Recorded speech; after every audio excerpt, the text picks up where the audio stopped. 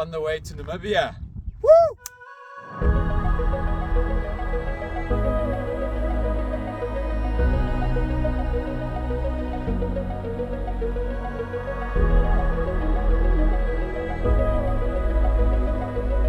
Guys, let's go! Our journey began in East London on a midweek evening, where we travelled all the way to the Kgalagadi, where we stayed at the Kgalagadi Lodge.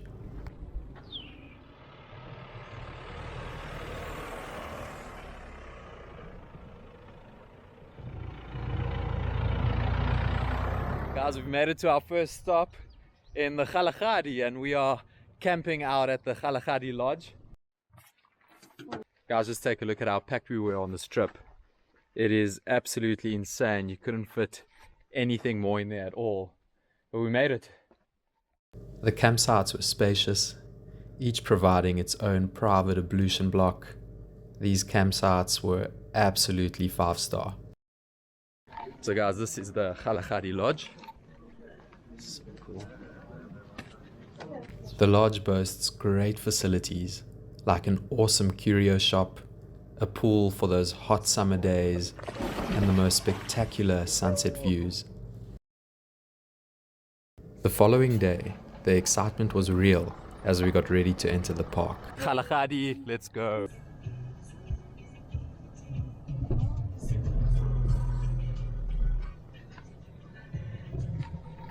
Woo! There are 2 roads you can drive when entering the park. The Nosop Road on the Botswana side and the Matamata Road on the South African side.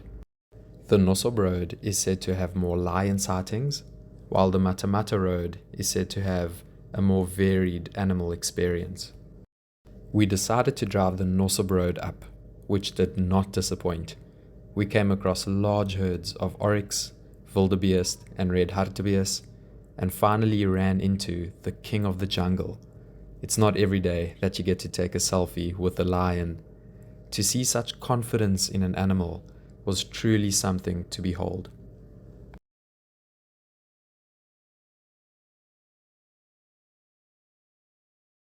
We drove the Nosop Road all the way up to what is known as the Second Dune Road, which interlinks the Nosop and Matamata roads, where there are also awesome braai facilities.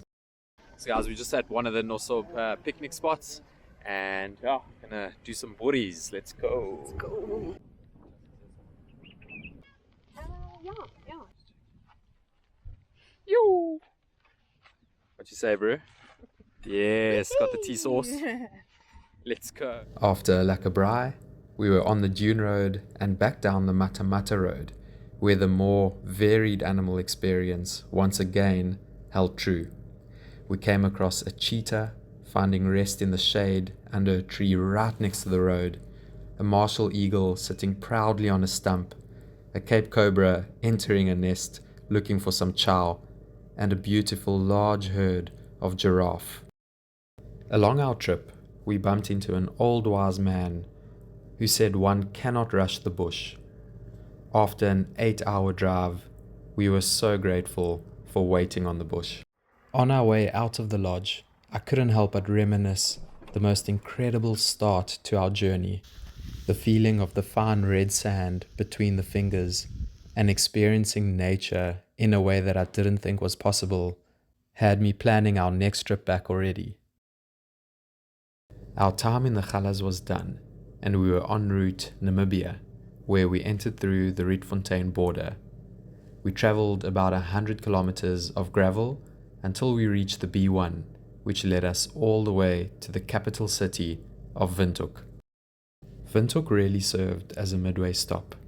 We did, however, get to enjoy a dinner at the iconic Joe's Beer House and also visit our partnering church the next day, which was incredible. Okay, so we are leaving Windhoek and we are on the way to Spitzkoppe. Let's go.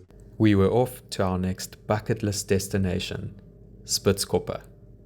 We took the B2, which led us to the D1918, which was really corrugated, probably due to the heavy rains recently experienced in Namibia. So guys, just letting down the tire pressure. Take a look at this corrugation, man. It is insane. So we are on the way to Spitzkoppe now. This is also the road to, it's one of the D roads, also the road to Henties Bay, so that's pretty cool. Yeah, just gonna make a stop off at Spitzkoppe and just really enjoy the, yeah, I think just the scenes, the beauty of yeah, just of those massive boulders and of those literal Spitzkoppe. So we're really looking forward to that. And now got to get these tires down. As we approached Spitzkoppe, we had no idea what was actually awaiting us. Spitzkoppe is a unique beauty of the desert landscape with striking granite peaks. It's no wonder it's referred to as the Matterhorn of Namibia.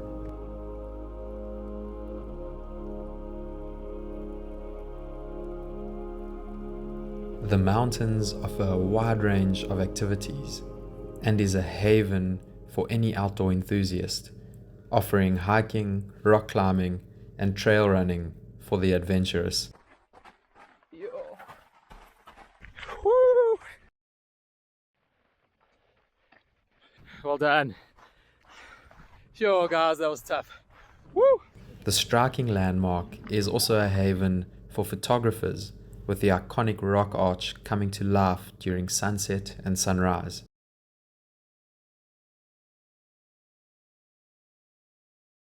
Being surrounded with such breathtaking views, it's needless to say it was not an easy choice choosing a campsite. We ended up going for 17B, which did not disappoint. Let's go. We only spent one night at this unique gem, but felt like it was adequate to experience all that we had hoped for. It also served as the most incredible stop along the way before the most anticipated destination of our trip, Henties Bay.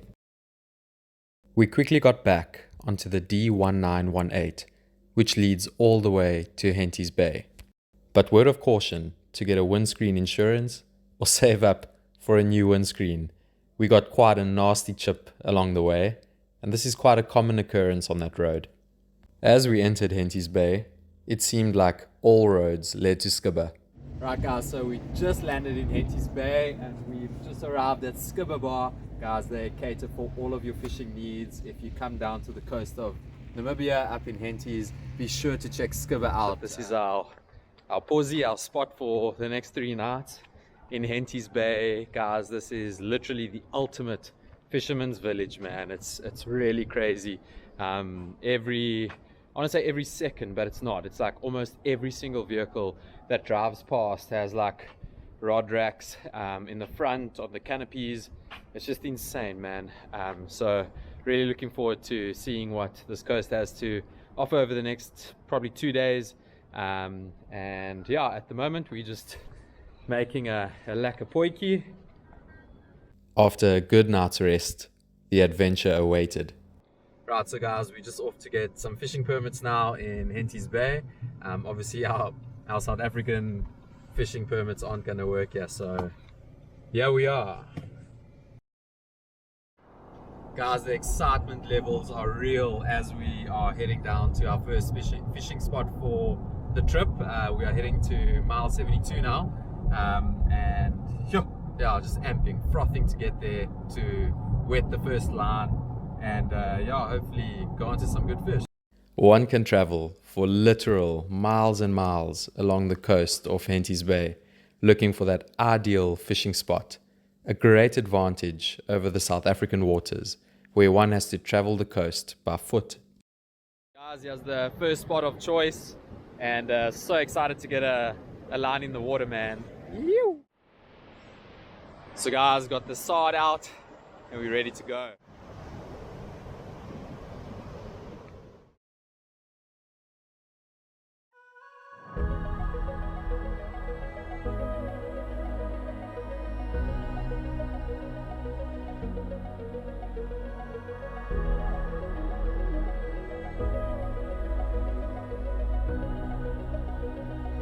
Guys, it's cold in Henties.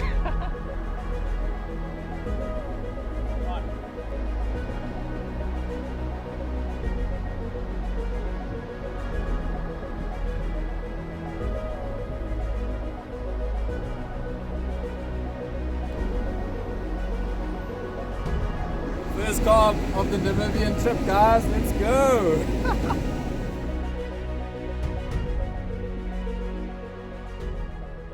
Our time was up, and our stay in Henties Bay had us feeling really full.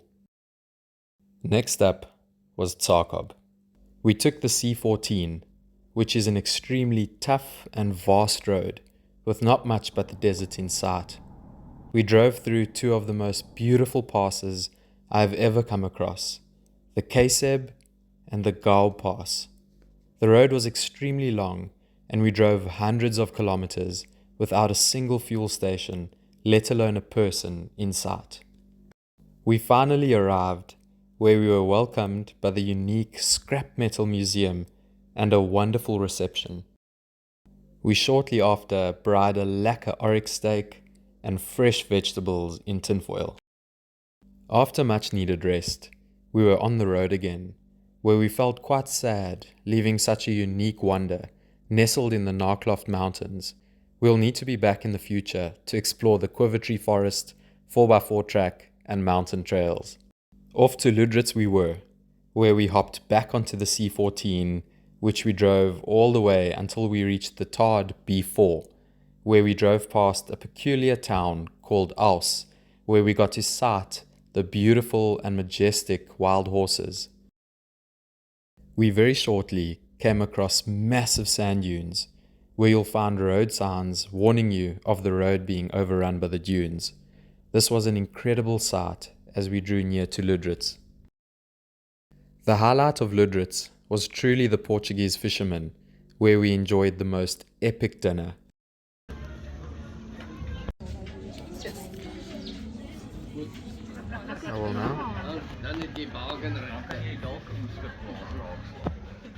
Luderitz served but as an overnight stay, situated just 10 kilometers outside of Kolmanskop, better known as the Ghost Town. In the early 1900s, diamonds were found shallow under the sand surface, and by 1912, the town of Kolmanskop had sprung up, accommodating over 1,000 people, producing 1 million carats a year, around 12% of the world's total diamond production. The town boomed up until the 1920s, but came to a rapid standstill after World War I. Diamond prices dropped and the diamond fields slowly became depleted.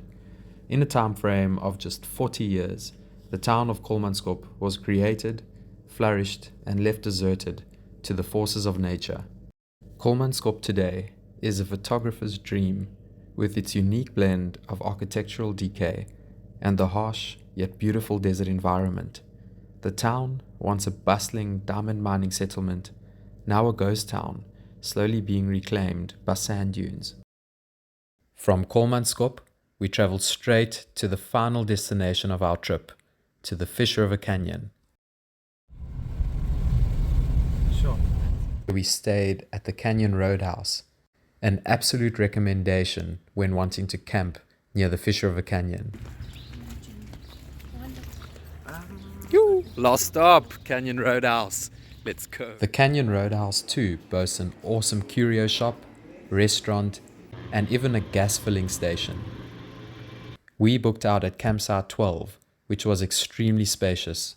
We quickly pitched our tents and were off to chase the sunset at the canyon.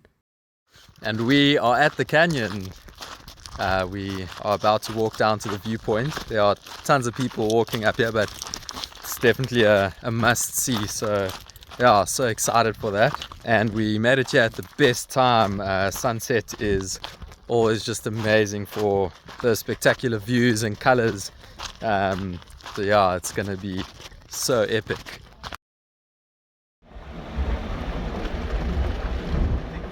Guys, we just had an awesome brekkie for our last morning in Namibia at the Roadhouse, and we are off. We're exiting through the Narkop border, and yeah, from there we'll shoot through straight to Priska, stay overnight there, and then head to little old Port Alfred tomorrow. Yay! So we had an awesome stay. Definitely a bittersweet moment leaving this place, but it was really incredible, and yeah, I just feel so fulfilled and so full actually after such an so grateful. After just such an amazing experience in Namibia. Please remember, guys, to like and subscribe to support the channel. Hope you enjoyed this one. Stay tuned for more.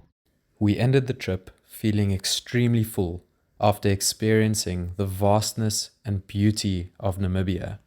Youth was certainly on our side as we traveled thousands of kilometers in a short space of time to experience as much as we possibly could.